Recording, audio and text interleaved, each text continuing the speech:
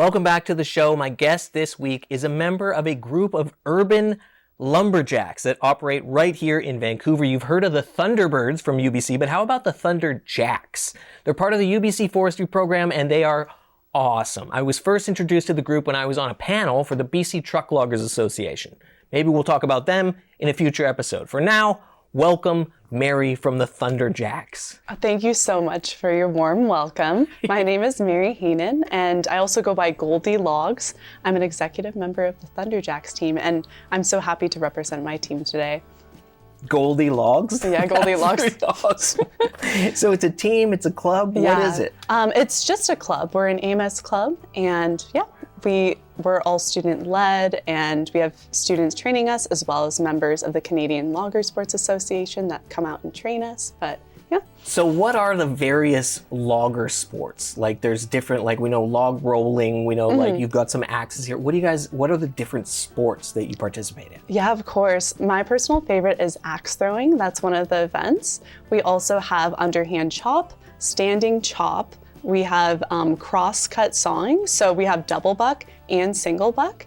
And we have obstacle pole, burling, as you referenced.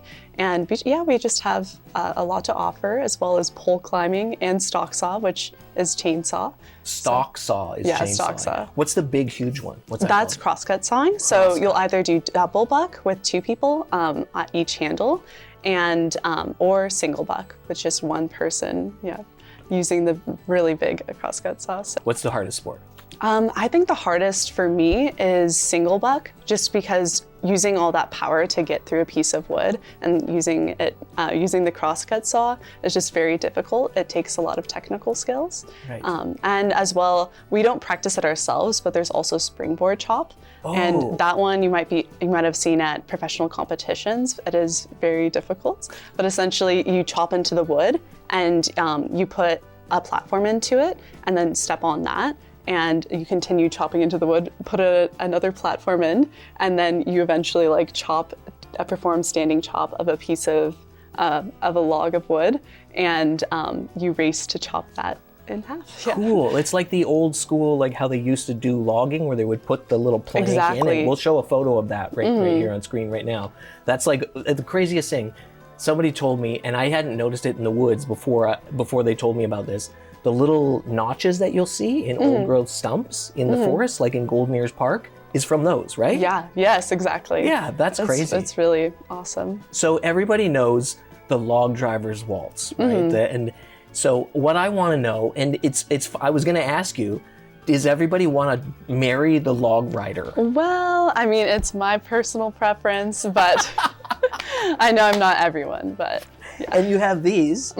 These are sexy logger calendars that have, is that upside down? Oh yeah, it's upside that have down. all of the members of the Thunderjacks represented in different states of dress. And what's the story about this? What is this? Well, this is our second edition of our Sexy Lumberjack calendar, and we're just trying to promote and fundraise for our team. We collaborated with the local animal shelter, and we're just trying to promote ourselves and then also generate funding so we can go on trips and purchase more equipment and pay for just everything we need for the team. So if you want to support us, you can find us at UBC Thunderjacks on Instagram, and that's where we'll be selling those. Awesome. This is a competitive thing. Is that right? You guys Yes, compete? exactly. We host our very own Great Canadian Classic every March, and we encourage people to come on out and check us out. And we also go to professional competitions that take place across the province, hosted by the Canadian Logger Sports Association. And there'll be 10 this summer, and we're looking to compete in some of those and have some representation within the team. And we're very grateful for the Canadian Logger Sports Association just because they're involved with training us and supporting our team. Awesome. Yeah. So most of the people that are on the team, maybe all of them are students of UBC Forestry? Yes, exactly. What if I wanted to do this? Well, you're welcome to come and check us out. It is open to members of the public, and we encourage anyone who's interested to come out to one of our practices. And for the initial practice, it's free of charge. And we'll teach you how to axe throw and maybe do some cross-cut sawing. Awesome. And if you become a more established member, we'll happily teach you how to pole climb and how to use the chainsaw and how to do obstacle pull and underhand chop and all that good stuff. Yeah.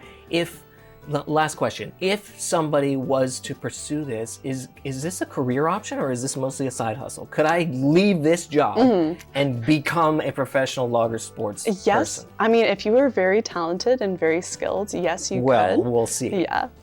There is the Steel competitive group that you can join if you were to become a very established member part of And the that's their community. full-time job?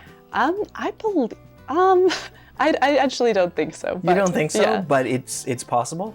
Like I'm trying to find a new dream for my life here. I'm not entirely sure, but I think you'd have to have a side hustle at the very least. But. Okay, TV show side hustle. Real job is going to be logger sports. We're going to, next season, maybe I'll go out to UBC and I will participate in some of these sports. Up next, Nina is going to be on the street talking to people about trees.